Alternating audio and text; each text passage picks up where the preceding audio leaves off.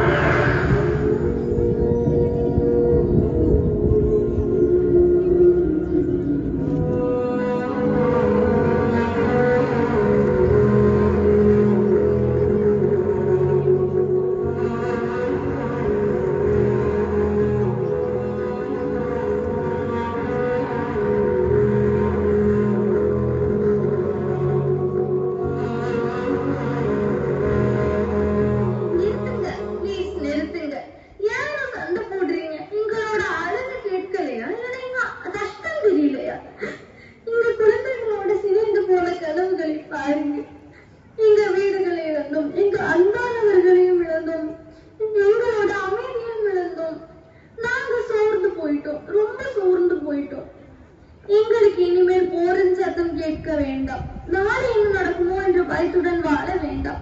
நாங்க என்ன செய்யணும்? என்ன செய்ய? எங்களுக்கு அமைதி வேண்டும், அமைதி வேண்டும்.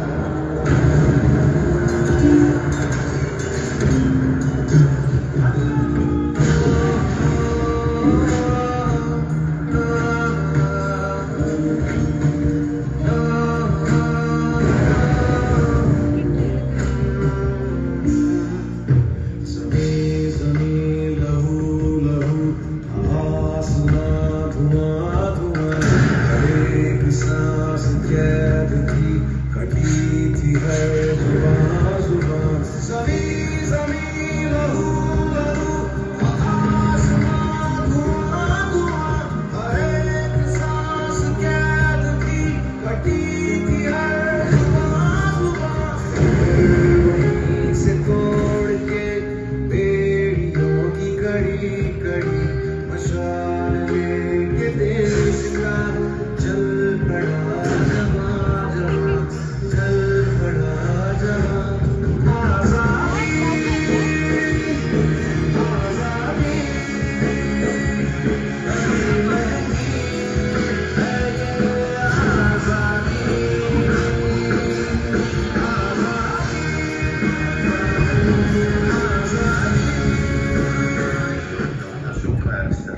நான் கடித போரின் கொடுமையை உணர்த்துகிறது.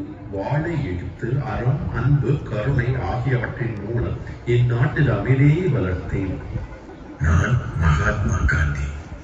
நான் இந்தியாவின் சுதந்திரத்திற்காக ஆயுதத்தை தேர்ந்தெடுக்கவில்லை. அகிம்சை, சத்தியாகிரகம், உண்மை ஆகியவற்றின் மூலம் போராடினேன். நான் மார்ட்டின் லூதர் கிங். நான் சமத்துவத்திற்காக போராடினேன், ஆனால் வெறுப்பை தேர்ந்தெடுக்கவில்லை. அமைதியான போராட்டத்தின் மூலம் மக்களின் உரிமைகளுக்காக குரல் கொடுத்தேன். நான் நெல்சன் மண்டேலா. நான் இன பாகுபாட்டுக்கு எதிராக போராடினேன். இறுதியில் பழி வாங்குதலை விட மன்னிப்பையும் நல்லிணக்கத்தையும் தேர்ந்தெடுத்து என் நாட்டை ஒன்றிணைக்க முயன்றேன். அமைதியின் ஆற்றல் எவ்வளவு மகத்தானது என்பதை வரலாறு ஏற்கனவே நமக்கு உணர்த்தி இருக்கிறது. நம் நாட்டு விடுதலை போராட்டமாக இருக்கட்டும் அல்லது சமீபத்தில் நடைபெற்ற நீட் தேர்வுக்கு எதிரான போராட்டங்களாக இருக்கட்டும், மக்கள் தங்களின் உரிமைகளுக்காக அறவழியில் திரண்டு வந்து குரல் கொடுத்ததை நாம் பார்த்திருக்கிறோம். இப்போது அந்த இரண்டு வரலாற்று நிகழ்வுகளுக்கும் நம் கண்முன்னே சான்றுகள் நிற்கின்றன. ஒரு சமூகத்தில் அமைதியும் நீதியும் உருவாக்குவது என்பது ஒரு தலைவர்களின் பொறுப்பு மட்டுமல்ல, அது நம் ஒவ்வொருடைய கடமையும் பொறுப்பும் ஆகும்.